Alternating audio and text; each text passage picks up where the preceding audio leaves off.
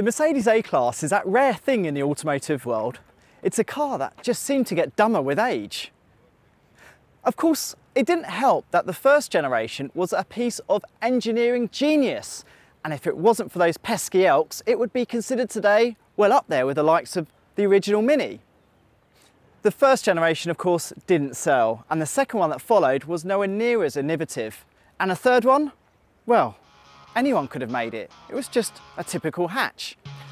For the fourth generation, Mercedes-Benz has decided to smarten up its act and offer a hatchback that has technology lifted from the S-Class. This car is seriously clever.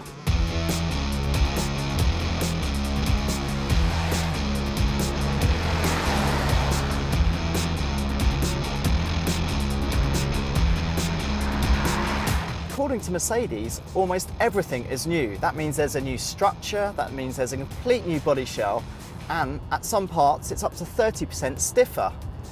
Now, the advantage of the new structure is it's also around 120 millimeters longer than the old car, and that liberates the one thing the third generation A-Class needed the most, and that is passenger space, especially for those who sit in the rear seats.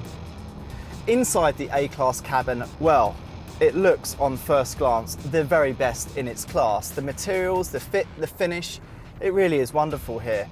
Now, we're driving a range topping version here, and it has the incredible twin virtual cockpit displays, and it really does feel like a mini S-Class here, and that's exactly what Mercedes wanted.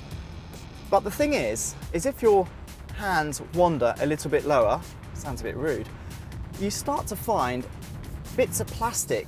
Well, the quality really does lack.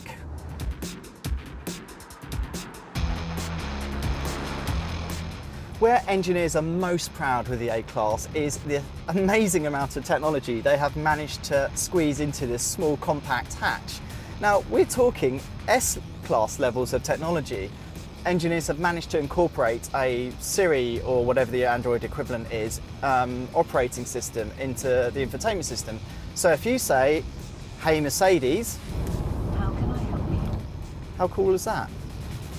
Hasn't been that useful, but apparently it does take time to learn some of your commands, and especially your voice. The A-Class has always been one of the most entertaining in its segment to drive. The version we're driving has a multi-link rear suspension that helps give it more grip and agility through the bends. But the German car maker has also equipped lower models with a torsion beam. Now that smacks of cost cutting, but to Mercedes' credit, they actually said the torsion bar is needed. Now that's because plug-in hybrid versions are coming in the future, and they needed the extra space that is afforded by the torsion bar to squeeze in things like a lithium-ion battery. In Australia, there will be just two engines available, a 2-litre 165 kilowatt turbocharged 4-cylinder, and what we're driving now, a 1.33 litre 4-cylinder turbo. Now this car has 120 kilowatts and it's the A200, but there will also be a 100 kilowatt version that will power the entry-level A180. All models will be really well equipped as well, says Mercedes-Benz Australia, and that will reflect a slight price increase of around $1,500 to $2,000. That means the A-Class range will begin at around $40,000.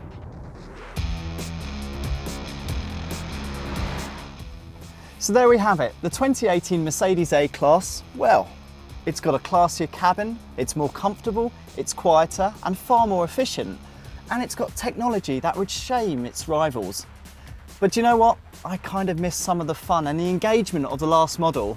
I just wish the thing was more fun to drive. But apart from that, those people in the market for a premium, compact hatchback, I think they're going to love the Mercedes A-Class.